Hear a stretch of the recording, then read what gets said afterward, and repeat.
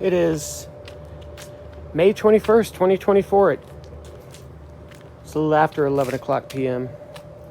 This is my Toshiba inverter microwave that has made funny noises from the day that I bought it.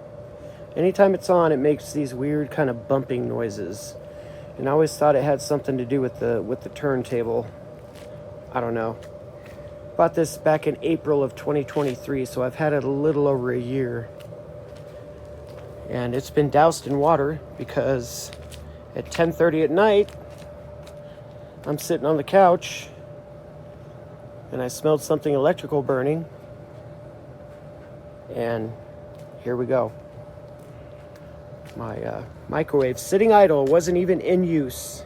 Hadn't been used for, I don't know, since dinner time, which was like 5 or 6 o'clock. Started smoking. Sorry, my motion light keeps turning off. This is a Toshiba microwave. I know, might have to freeze frame and zoom in on that model number. But I bought it in April of last year. It's May 21st, so a little over a year later. And this thing, you know, I normally go to bed 9:30, 10 o'clock at night. I'm not normally up at 10:30, especially on a weeknight, because I'm old.